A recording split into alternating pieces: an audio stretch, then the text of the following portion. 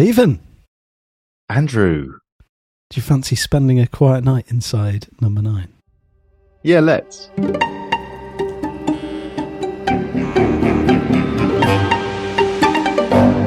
So we're in Series 8, Episode 2, Mother's Ruin. Does this count as that? This does, yeah.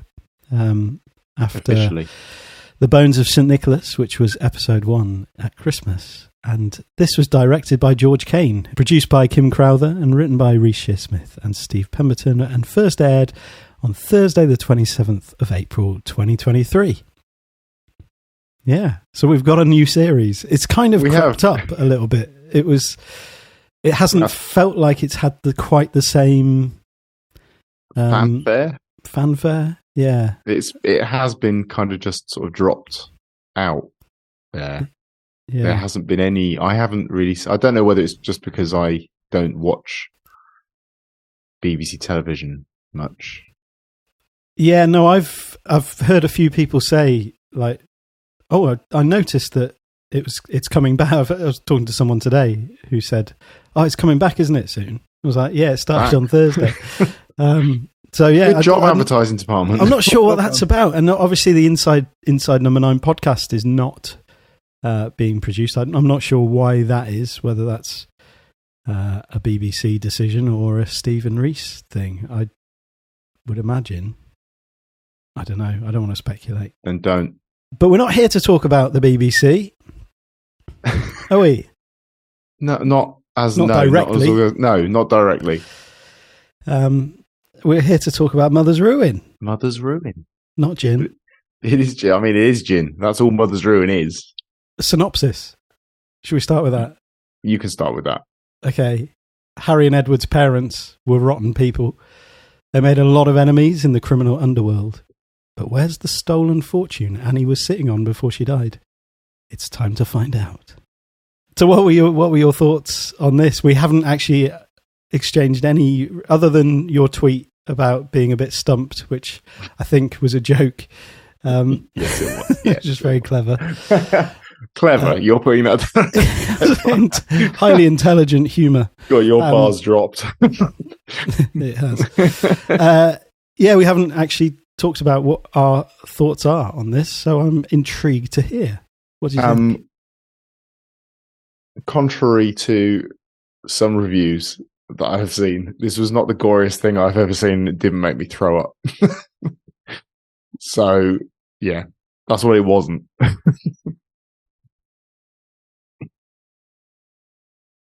Or Channel 4 show, which is the goriest thing I've ever seen.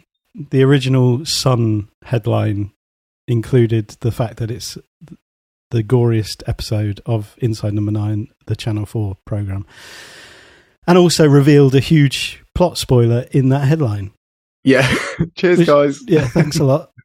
Because I think it was one of those ones that takes you on a bit of a twist and turn. What sort of episode is this going to be? There's a lot of different genre of stuff in it, which is fun. I think they had fun making this. I think they had fun writing this. Remember when Roman and Sue said you were going to be attacked by a tiger and you said it came true because a box of Frosties fell on your head in the Lidl? Park life.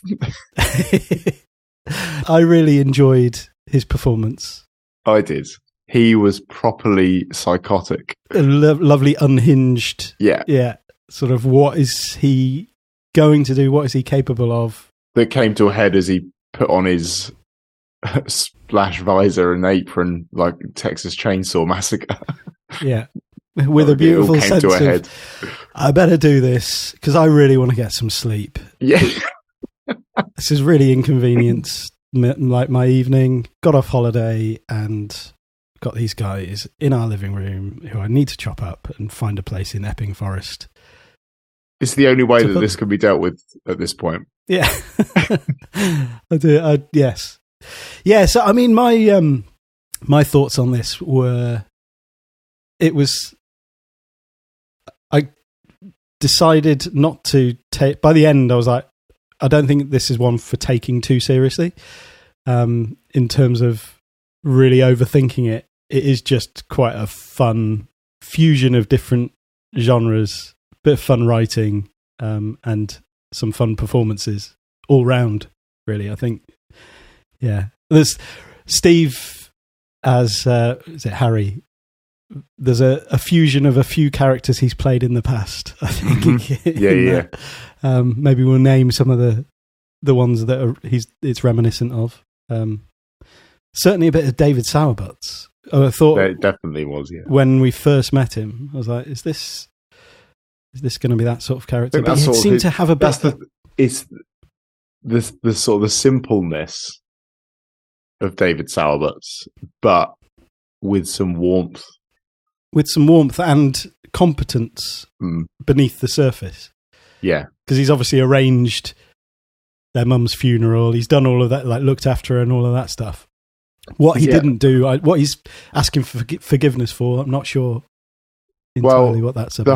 The whole relationship between the brothers is interesting. And there's clearly a lot of stuff that's gone on in the family. And Ed just kind of dropped a lot and went, these are dreadful people. I want nothing to do with this. I'm off. But Harry had that kind of sense of duty. And it's weird that Harry is Harry Jr., despite being the younger brother. Is there an implication that Edward is not Harry Sr.'s son? Possibly. I mean, it's odd to call your second son your junior, isn't it? You would probably go with your firstborn being your junior. So there must be something in that they're not. Yeah. And if this affair was going on for as long as it did, then who knows? Yeah. But does the maths work out? Because he said 20 years. 20 years. And he must be then 30s, 40s. Yeah, I mean, Reese is older than that, isn't he? I don't know. How old's Reese Shearsmith? I don't know. He's an evergreen little chap. That's not what Reese is definitely older than that says. Yeah, I don't know. Evergreen little chap follows. Yeah, probably about 27. 27. Yeah, so, I mean, let's go back to the beginning of the episode. It's a quiet night in, but on a rundown estate. Instead of amazing cat burglar entrance. Just roll in onto the draining board and knock off a bunch of cookware. Yeah. And then not really react to that as like I better keep the noise down. So it's like, okay, what's going on here? Yeah. And is he in his own house? He's just forgotten his key. I think the moment he starts shifting furniture around, you realise it's not just a burglary and there's something else afoot. Yeah. Or is it? And then it starts to be is there something under the floorboards? Yeah. That was what I first thought. Is this some sort of a treasure thing? Which I guess in some ways kind of is. Pirates. It is pirates. There's buried treasure. There's some definite nods to pirates. I was expecting pirates. I didn't know what that might look like. I saw a parrot and then I saw someone lose a leg and thought... I thought we're going down the pirate route here. Buried treasure, parrots. Is there going to be a jungle canyon rope bridge? I mean, it's got most of the ingredients of pirate. Maybe this is a pirate film. Yeah. Yeah, buried treasure or hidden treasure. Oh, yeah, like is there an X through like the pentagram or am I clutching it? Clutching at straws. Yeah. Yeah. Wine, not rum. Yeah, it's questionable. You've come up with worse on this podcast. I'm just re-warming up. It's been a while. Yeah, did you notice the strings when we see the pans around to the chair at the beginning and there's the supernatural string motif? And I thought, are we... Ghosts? This is going to be ghosts? Are we doing that again? Nope, necromancy. Necromancy, which is not something I'm particularly familiar with. quite occulty. Yeah. Very occulty. Quite occulty. A little bit occulty, isn't it? Yeah. And the book that they refer to as being in the British Library, I think, is Demonology. Right. Oh, King James. Had a look. Had a little look. Yeah. So he would... I think it was King James wrote a Bible, famous for the Bible. Wrote Demonology. Which made... I think it was like a warning against witchcraft and wizardry and Hogwarts and all that. I love that people will say that you can turn anything into a analogy these days. Yet back then, you could just create a book on demonology. Demonology, yeah. And I think necromancy is in the first... It's got 3 volumes or 3 books to it, I think, and necromancy is in the first bit. What else have you found out about necromancy not the a last lot. few days? Not a lot. I've dabbled. I did just to see. There's some weird stuff going on above the house over the last couple of days. Feel like Garth Marenghi's dark place on my street right now. A lot of people turning into broccoli. I think, and that was the thing that made me laugh about that whole using that as almost a textbook. It was like, yeah, I think it's supposed to be the opposite of that. It's not meant to be encouraging necromancy. There's caution. More kind of, like these are the things. Although you do have to ask the question of what it's kind of don't do this. Exactly this. Don't say these words. Whatever you do, don't say these words. Don't put the wine on the floor. Don't write these symbols on the floor because things will happen if you do these things. Don't do them. Yeah. Like speaking to a toddler. Yeah. Don't press that big red button, Donald. Yeah. It's kind of, that's very true. Yeah. The prohibition. What not to do. I wouldn't have stumbled across that.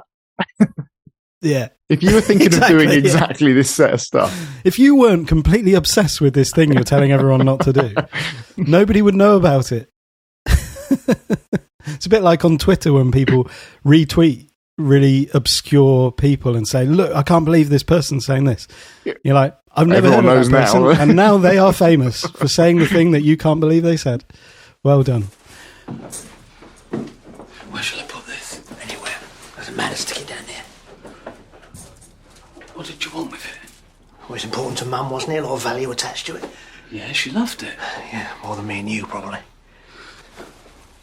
What are you doing? I'm giving you a hug. Not seen you in ages. Shall I put the light on?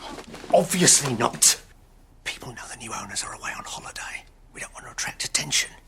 And straight away, there's just this strange relationship where Harry wants a hug. And there's just kind of this tension between the two of them. Mm-hmm. It seems that Ed did not get along with his mum. Straight off the bat, there's some unresolved stuff there. And this mystery couple have bought this house that they've broken into. Yeah. But left everything exactly as it was. And then there's this little exchange where Harry says it's been a year since Mum died. And Ed very pointedly said, no, not quite a year. Which kind of comes back later as we've got a couple of hours. I mean, they've been waiting for them to go on holiday for this whole time. Yeah, I was piecing that together because I was thinking, why leave it so late?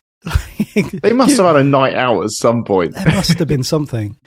Yeah, try and give it a go, like so that you know, okay, this might work. We'll test drive it, not with like an hour to go because you're not going to get a second chance. Do we find out about the money at that point? So we don't actually find out about the money, I don't think, until Harry comes in dressed as his mum. Oh yeah, that's right. That's when they start the money discussions. Yeah. Up until that point, the whole thing's quite vague about what they're doing. And then they start that discussion about necromancy. He says, and he asks him about, did you find this in a book?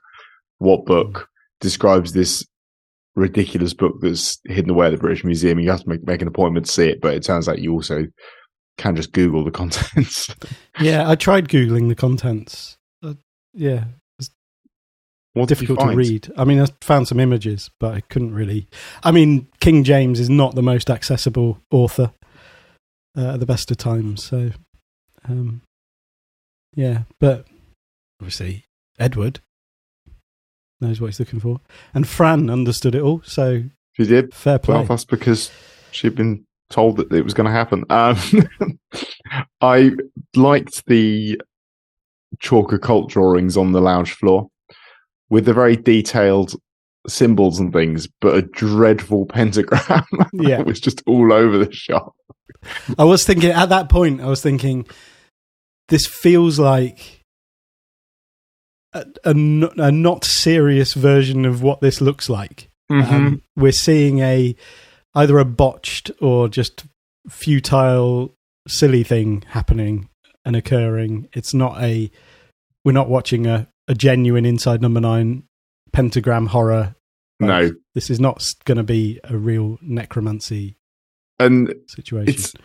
I guess there's just this light relief sprinkled in with it when Harry appears dressed as his mum Yeah. in full costume. When he's given the crumbs to scatter and he sniffs them and they're mouldy. Yeah. And then he takes another sniff of them. I know. After that, I was just like, Yeah. They were rotten, Harry. They did some horrible shit and they made a lot of enemies. Bad people. She was still our mum. Yeah, and by right she should have died in prison. Well, lucky for us, she didn't. Scatter the crumbs. Oh, they're mouldy. Exactly. yeah, this ongoing thing that Harry's he's not quite there. They're talking about bringing their mum back from the dead, and he's just like, "What if she's cross with me?" Yeah. Yeah, there's obviously something he feels guilty about towards. Yeah, so I don't know life. whether he's just got this guilt that he was supposed to be looking after her and she died. Mhm. I don't know who's told him that she died quietly in her sleep in the chair. If Reg had anything to do with it, I don't imagine it would have been. He doesn't seem as like nice the sort as of that. person who. No, I imagine he probably would have done like a brick top and thrown her in with some pigs. Yeah. That I'm not sure what it is that he's. Maybe he does know that she didn't die in that chair, and actually none of this was going to work if she didn't die in that chair because that was kind of quite important. But yeah, there's this stuff about the money that both the brothers had been forced to scrimp and save and live on benefits and barely get by. And Ed's seen the bank statements that show that she was sat on a load of money, which is probably the same money that their dad stole from the gang he was part of. Not a great idea. Not a great idea. If I've come to learn anything about gangsters, just don't steal money from them. Exactly. Yeah, and we get that great line about. Is he like, what if she doesn't tell us or something like that? And then it's not a séance. This is different. This is different. not. It's like that. Is that Stephen Rees saying, "Don't worry, guys, this is not séance time. I know we've done séances before. I know what you're thinking. Yeah. I mean, This is different. It is. There's a different sort of humor around this because séance time was like speaking to people beyond the grave, and there was some humor in that. In that it was a setup for a television show, and it was all a bit tongue in cheek. This is almost a bit more farcical. Yeah, it's happening again, but it's people are taking it seriously, but they're behaving ridiculously around it. And you are talking about someone who's Googled this thing. Yeah, like they've never done this before. It's kind of like, well, yeah, this is. Just give it a go and see if it works. It's not typical gangster behavior, is it? Like, I don't imagine this is the only way of finding out where that money is. the fact that it's registering on bank statements suggests it's probably in the bank. That's what I've seen. If you've seen the bank statements with this money on, probably in the bank. I'm also interested in the idea that with necromancy, they're apparently bound to tell you things. Mm. In your brief research, is this something you found? No, there's a whole lot of different types and different regional necromancy rituals and traditions. Like there's a sort of Eastern, Western, other fusion, other different sort of religious backgrounds of necromancy. So I think it's all on the table, really. I think whatever you want to do, there's different things that you can use as sacrifices, different things you can get out of the necro person. The necro. The necroid. The necroid. So yeah, it depends what you're after, really. There's a whole market. We're all just after a bit of necromance, I think, is the necromantics. Less Spandau Ballet involved with necromancy than new romancy. Yeah, so we enter he kind of gets Harry to sit down in the chair. The chair goes into the middle of this necromantic pentagram. Yes. Let's stick with that. Yeah, he's not sure. He's a little bit trepidatious, and I love that word. No, never heard the word trepidatious before, but it works. Yeah, it does. It's nice. Yeah, the ritual begins, I suppose, at that point. And a bit of red wine is poured around the outside. Harry is not keen on spilling red wine. No, that doesn't sit well. Oh, that's not good. Red wine on a wood floor, that'll be a deep stain. Oh, Harry. Think salt can bring it out, or is it rice? Don't worry about it. Concentrate on your breathing. Red wine, that's a deep stain. Use salt. Salt will get rid of it. Rice, right? White wine. White wine. That's the middle class. Is that on carpet? I feel like that's yes. Not on a wood. I think a wood floor is deep stain. Yeah, I think we're screwed with that. Well, no, because then he interrupts it again to tell us no, it's baking powder. I don't believe that would. Maybe a surface level sort of. I don't know. I feel like baking powder's good. Baking wine on wood. Stuff. I just feel like it's going to go deep. It's going to go in. You drip through. I don't know. Does it matter if you get rid of the surface stain? Maybe that's the point. Yeah, it's fine. You can put the carpet back over it anyway. Yeah, I mean this really isn't important. No, but it's some light comic relief within the necromancy. Yeah, which again adds to the we're not supposed to take this necessarily very seriously here, as Edward is performing the necromantic ritual, and it's not necromancy anymore; it's necromanticism. He goes and gets the parrot, walks straight through the circle to place it behind Harry, which I thought, okay, he has no respect for this, like sacred space. And then pulls out a knife, which again is quite a piratey. It is quite piratey. Pirates have knives. Yeah. Yep. Mr. Macy. I mean, I went and did some research on names. William H. Macy. Is that who it is? Well, Mr. Macy was like the founder of Macy's department stores in America. That's all I could find. It just did not seem in any way relevant. So, such any gangster stuff? I don't know. I mean, I didn't spend a lot of time on it. I'll be honest. But you've a bit of a jack of all trades, but I know a bit of necromanticism. I know a bit about someone called Mr. Macy. I know a guy called Mr. Macy started a department store in the States. So it does seem like a particularly chosen name as opposed to an incidental Like, Mr. Macy. Oh, we call him Mr. Good name Macy. for a parrot, Yeah. Mr. Macy. Harry does not want Mr. Macy dead. No. And I was thinking, there is no way Mr. Macy is dying, because it is... You just don't kill animals in TV shows. I've definitely heard it talked about before. Really? Of like, it's worse to kill an animal than a person in TV and film. I think they get more complaints if an animal suffers than, well, as in this episode. Yeah, people have a different attitude in their, like, law. Yeah, I think it's probably different if we're at stake. If the idea that we personally might be kind of implicated in a law is probably different to watching a parrot get killed. Because there's an element of the poor innocent thing. Like, Yeah. No, I get that. Yeah. So, yeah, there's a little tussle, and the parrot, Mr. Macy, flies free. Off he goes.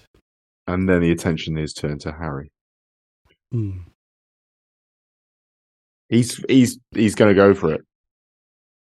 Yeah.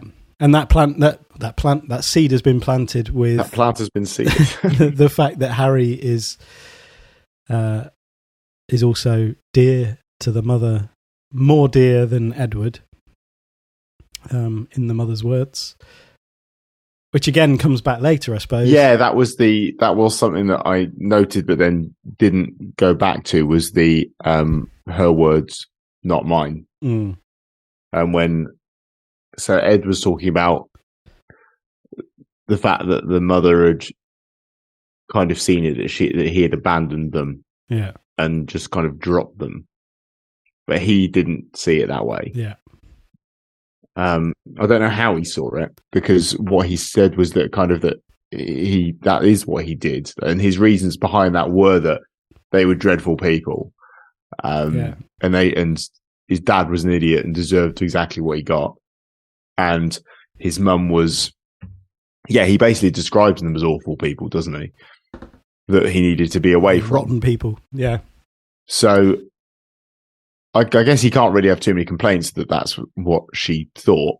His reasons were sound, but she felt as though he'd just gone off, which he had. Yeah. I think that's fair. But Harry doesn't really contest that sort of thing of her words, not mine. It's almost like, yeah, I know that you went. I don't feel like you abandoned us. Like, I know why you went. There's almost Harry still obviously really loves Edward.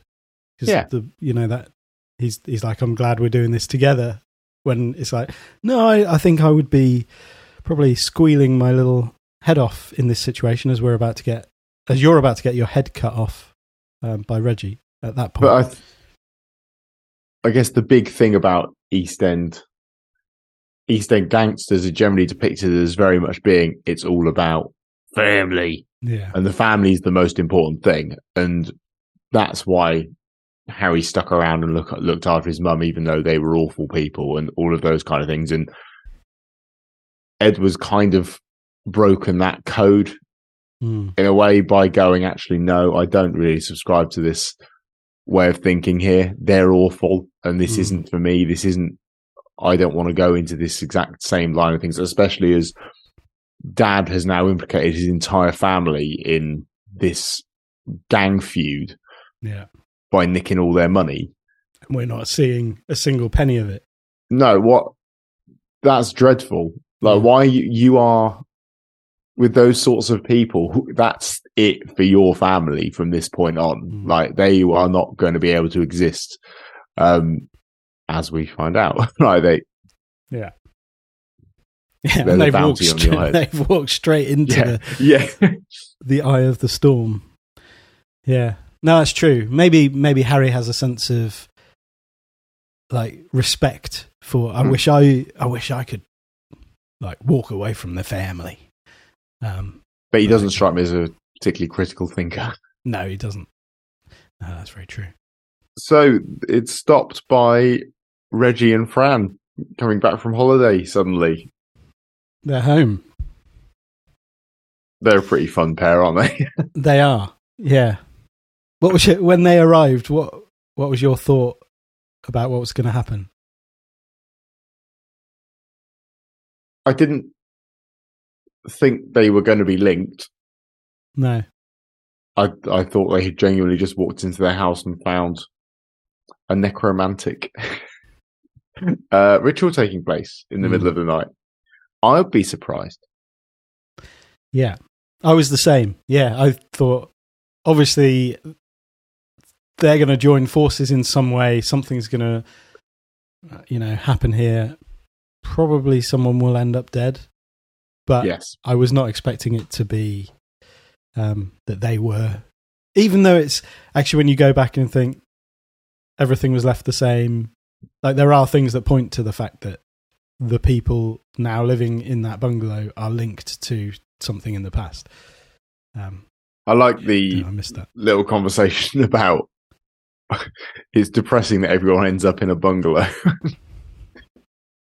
It's just like this funnel that everyone ends up in. As you get old, you just end up being funneled into a bungalow because you can't do stairs There's anymore. no stairs. And speaking as an ex-undertaker, it actually makes life a lot easier for those people. I hate how everyone ends up in bungalows. Why is that? It's just easier, isn't it? No more stairs. Did you find out anything about them? Who? The couple who bought the house. No, it all went through the agent. I'm surprised they haven't decorated. They've been in a year. It's not been a year. Not quite. It's weird. They wanted everything just as it was, furniture included. Did they even change the locks, I wonder? Oh, don't say that. I just broke in. Harry and Ed are then both bound up together. An extra chair has been sourced, and now they're both bound up. And it turns out that these are not very nice people. They have experience in all kinds of things. What are you two up to? Incense. You're disgusting. There were certain, because there was all the rhyming slang that then kind of takes up quite a bit of the script or the dialogue. And it's like when Fran explains that they mean incense, not incest, you twat or whatever. I've felt it's a little bit clunky in the explanations of certain things, and there were through the episode there was quite a lot of exposition and explanation of things where it was like I'm getting flashbacks to Thinking Out Loud here, where you're putting in things maybe because viewers need it, but you felt like around the slang, maybe to do with the slang and just the exposition of this, earlier on when they're talking about the new owners of the house. And I know you've got to kind of establish what, the context of what we're dealing with here. But I think some of it maybe could have been refined slightly, or maybe just delivered in a slightly different way that didn't feel like, this is for the benefit of the viewer rather than this would be a natural conversation that would go on in this situation. But I think with some of the slang, part of the reason was that there is some standard stuff in there, but then some other stuff that is just getting progressively more ridiculous. Yeah. Ending up with the Georgie. Yeah. Foreman grill. Yeah, which Reggie doesn't understand. No. What's that? What's a Georgie? Foreman grill. A mill? A mill. Oh, yeah, of course, yeah. That makes complete sense. So we have Moby, Dick for sick. Yeah. Lemon tart, smart. They weren't smoking Harris weed. Shut your north and south mouth. Soot. Ian sweep. Yeah. Sleep. What? That can't be a real one. Yeah. Bear's paw electric saw. Butcher's hook. Crook. Look. Brown bread dead. Oh, plate. Cut off his plate. Foot. Yeah, but why? Is that slang? I want to know now. Yeah. Go on. Plates of meat. Plates of meat, feet. There you go. I love it. For instance, face would be replaced by boat because face rhymes with boat race. Similarly, feet becomes plates of meat, and money is bread from bread and honey. Yeah, so I think that I don't know how much of that is actual slang. I don't know how fixed Cockney rhyming slang is. No, I'm sure there's probably like with necromancy, there's probably a variety of flavours. Different flavours of rhyming slang. I feel like bear's paw for saw. Is that? Well, he knew that one. Ed did. Although I think you just I think you could just join. I joined the dots on that one. As soon as she said they were going to chop him up, and he said bear's paw, I didn't think they were going to be scratched. Are we going to be scratched? That sounds scary. Poor Harry. Yeah, and that I did enjoy around that the thing around the detectives and Miss Marples. Yeah. Trivial Pursuits, Cliff Richards. Yeah. Again, with the red wine, it shows you the sort of person that he is, the things that he's thinking about, like almost that innocence of, and like, I care about what Edward will be thinking when you say things like that. You can't say that. That's like that's something he really cares about. So Miss Marples and Sherlock Holmes. Yeah. We kind of get this thing of them joining some dots and realizing that they've got a connection to Reg, and that he was part of that gang. And now we're starting to understand why they bought this house and why there's this link. A lovely story about the foot in the vice. Looked like a spatchcock. Yeah. Plate of meat. Lovely. And that was all. I mean, is it confirmed that he killed the mother? No, but or is it just? I think it pretty much is in the fake kind of revelations from Edward. Yes, as the mother, because he doesn't deny it. I guess not. No. And Reg is not happy with this conversation at all, is he? When Ed comes out with how did you kill her? You'd obviously been sleeping with her for years. And at that point, he smashes the mug over his hand, which looks horrible. Yes.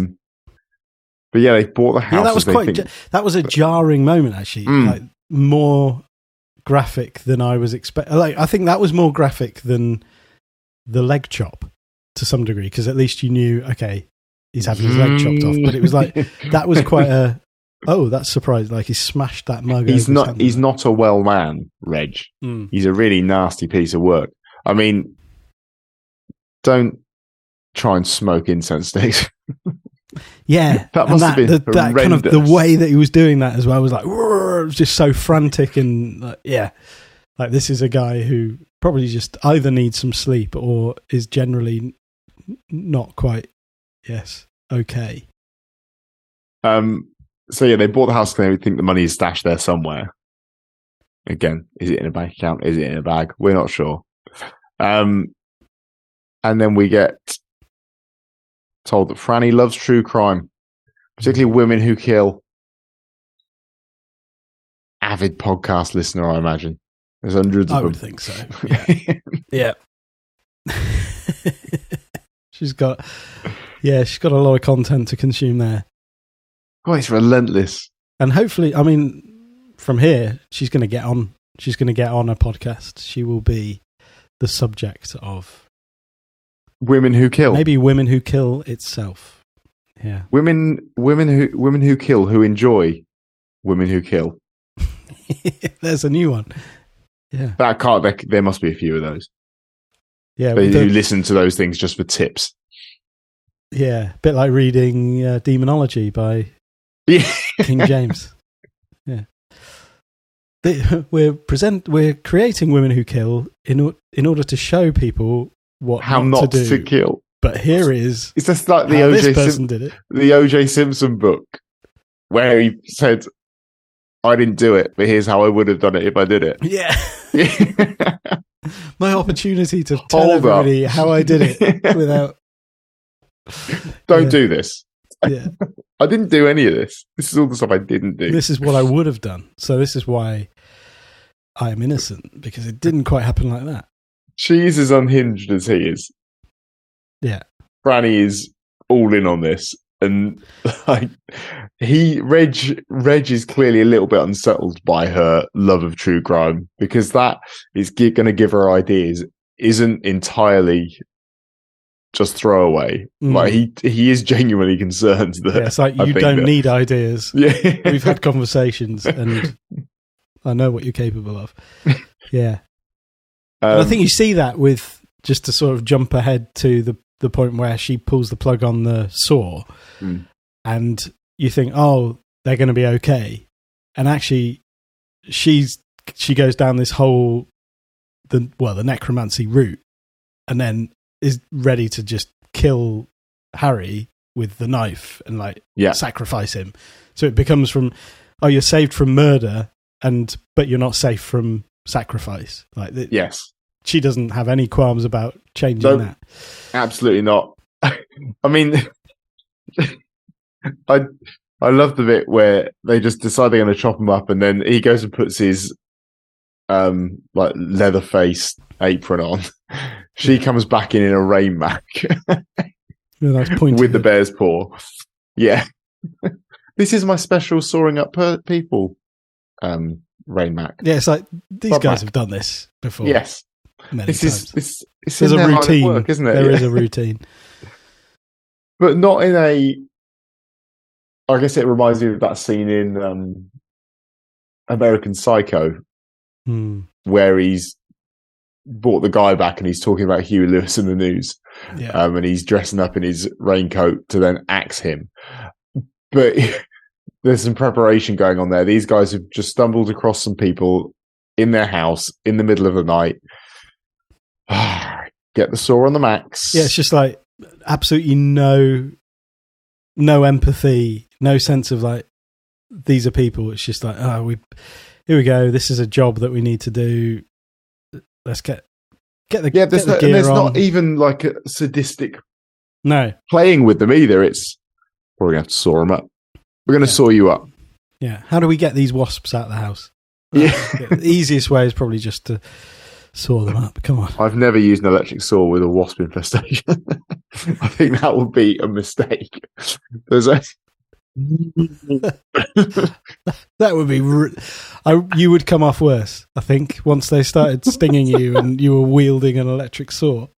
It's like, get away! I've chopped my leg off. Halving into various surfaces, these wasps just fly away. Yeah. That's a picture.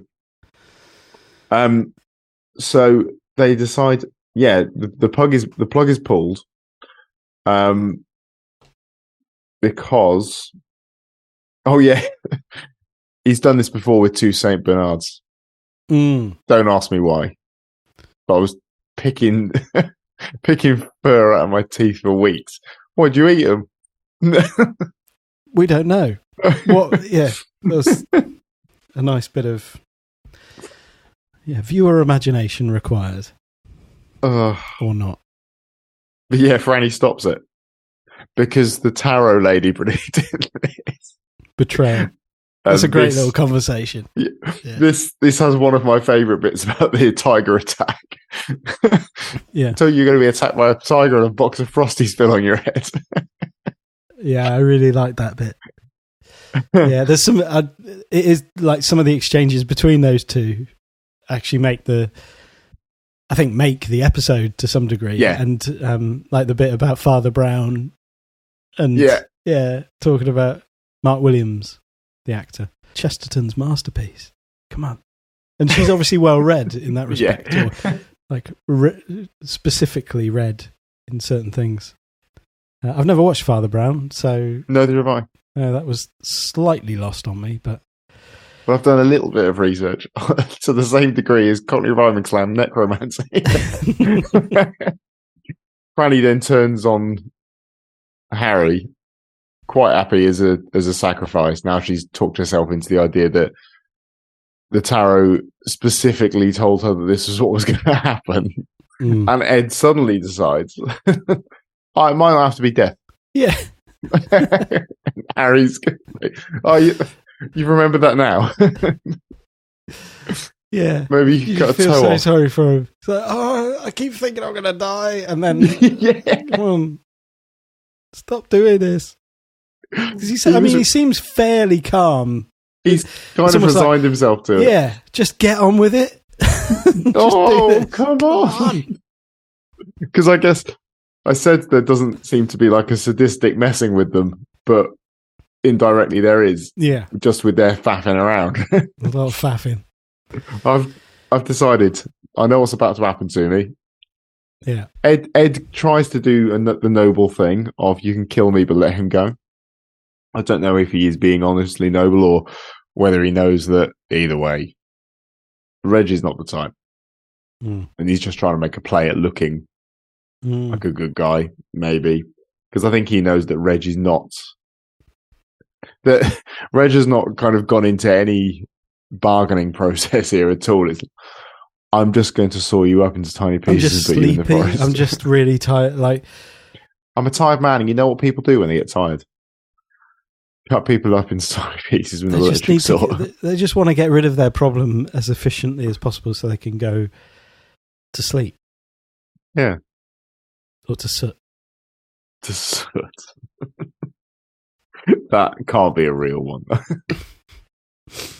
Yeah. So then he suggests, okay, a toe. Just a sacrifice from the person. Take a toe. But for some reason, it's easier to take his old plate off. Which probably is true. I think that is it. Is it? I mean, it's probably fiddly to be like, okay, which toe am I going to do? Well, you don't have to. I mean, big toe or little toe. It's not like at this stage it matters if you nick the next one along. You probably don't care. Oh, I've accidentally. Yeah.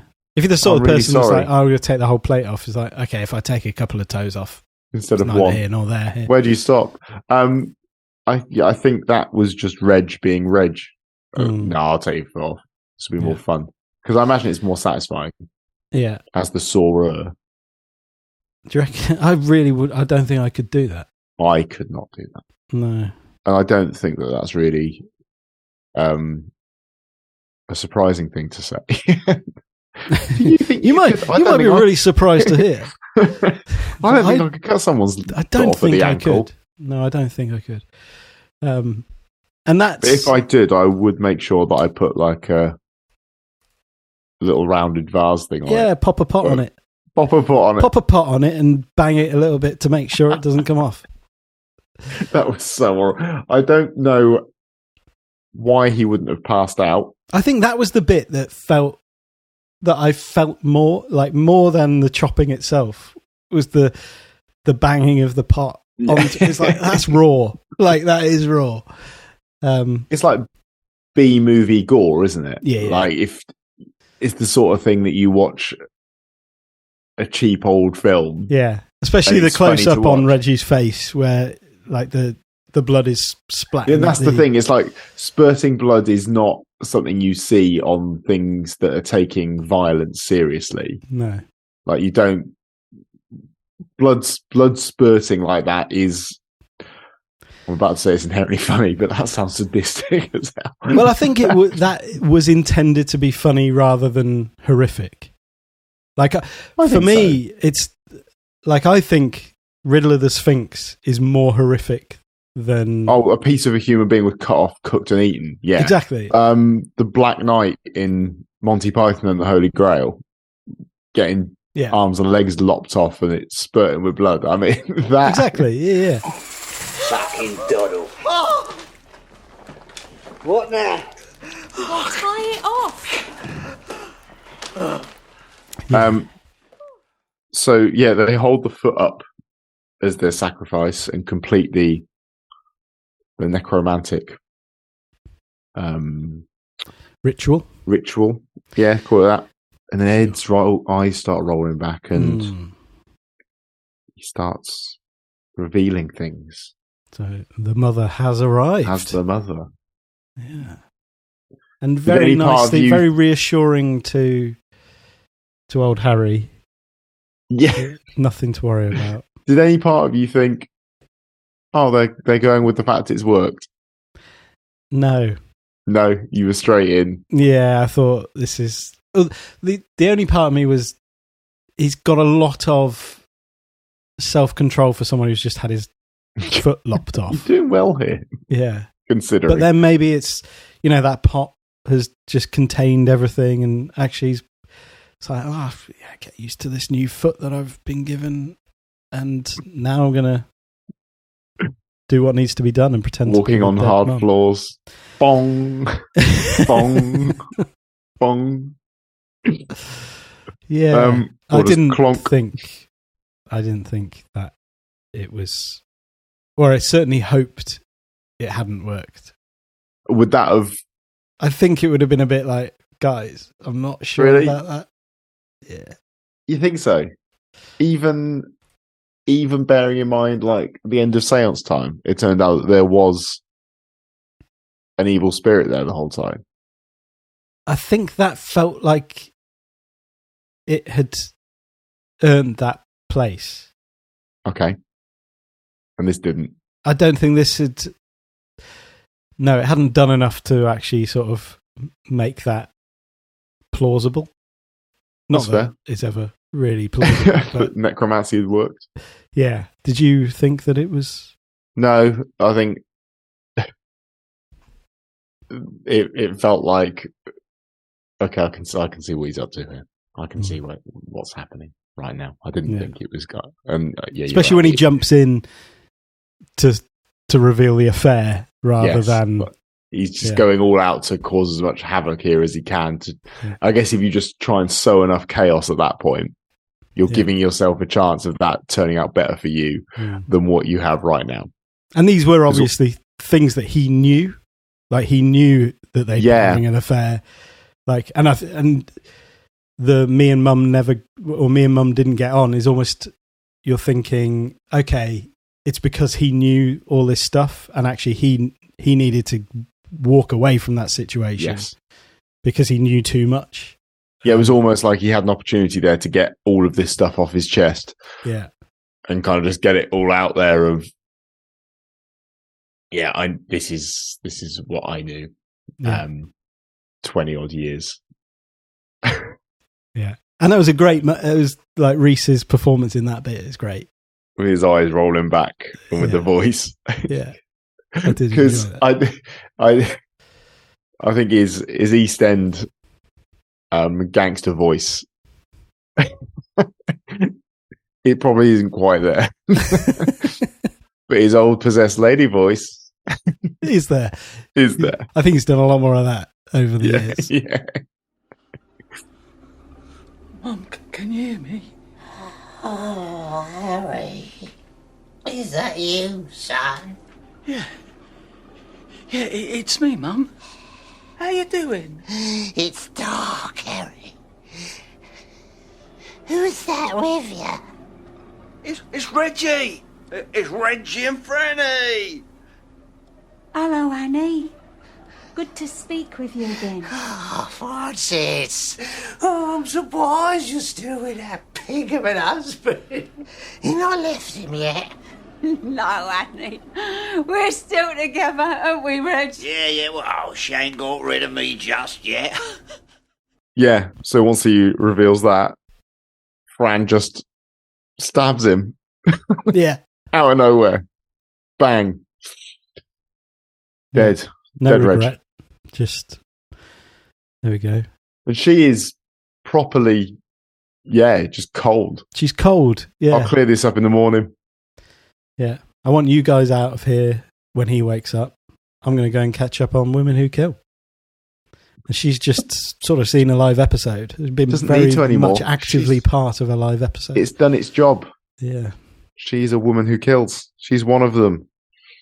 And this little bit afterwards, poor Harry. Poor Harry, who jumps straight in with, she forgives me. She said it's not my fault. I feel like Edward could possibly have just Played along. let it go. Yeah. If that would have given Harry a bit of closure. But then maybe him knowing that Edward had said that would be quite helpful for their relationship and for the... Yeah, maybe. Because at least he's still alive. And then we say that it didn't work. Mm. And it hadn't earned it. But it didn't work. We don't know. But We don't know. what do you want? It's an ambiguous ending. Mr. Macy's back. Mr. Macy's back. And it looks like he wants to know what they want. Yeah. He does. Or he's just heard that phrase a lot, and so he just repeats it like parrots. That does remind me when Mr. Macy first appeared. My initial thought was she's going to speak through the parrot, as opposed to the parrot is going to be a sacrifice. I think that was okay. We're going to use the parrot as a proxy mother talking thing. Obviously not, but that came back at the end. So, yeah, we don't know if the necromancy had worked, or do you think that was clarity that it had? No, parrots say stuff. They're Parrots. attention seekers. They are attention seekers. There's a part 2 to this episode where they find a treasure map, and he's now got a peg leg, and Yes. they set off across the 7 seas with parrots and a peg leg and a map. And I'm there. Feature film. Brilliant. Yeah, 9 seasons in a movie is, and this is the one that they decide to expand into a Of film. all the Of episodes. every single episode, this one becomes a full-on pirate film. Yes. Yeah, no, it wasn't. I don't think it's going to be up there as one of my all-time favourites.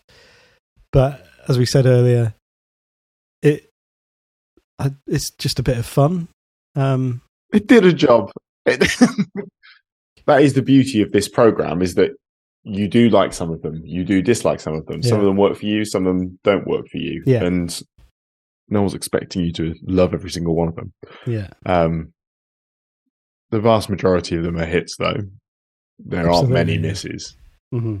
And I wouldn't put this down as a miss. I think it does what it set out to do. Yeah. Like, it's not trying to be clever, particularly. And I think if you come at it thinking this is trying to be something really intelligent and trying to make points in certain ways, it's like you're going to be able to tear a lot of holes in it, because that's not what it's trying to do. It's like, that's not where they would have been, trying to tie up all the knots. So that wasn't the point. Or tie off all the tourniquet stumps. Tourniquet the stumps. Yeah. Which feels like a great line to finish on. Exactly. Let's tourniquet this stump. It's better than rinse it numb. Perfect. All right. Well, we'll hand it over to people to share what did you think of this episode? Please let us know. Send us an email. I haven't said the email address for a great many months, so let me... Here we go. A Quiet Night Inside 09 @gmail.com. Well done. Yeah. And I think we're still on Twitter. We are. At AQNIN9. Yes. Is where you can get in touch. We can't promise to respond to everything because we are really bad at that, but we do read everything. And we are very grateful for everybody who gets in touch. It's, really nice to read people's responses and hear people's questions, even though we don't answer them very well. I assume that Steve's going to answer them. He assumes that I'm going to answer them. In the end, nothing gets answered. Nothing gets answered. And that is probably a good metaphor for Inside Number 9. Didn't see the hair this week. Did you see the hair? No, someone said they did find it somewhere in the house. I mean, it's probably inside that cluttered house somewhere. Good for them. Yeah, it wasn't in any... Congratulations. Do you know what that means? Nothing. All right. Well, this has been lovely. Have a good week. We'll talk again soon. See you next week. All right. Cheers, man.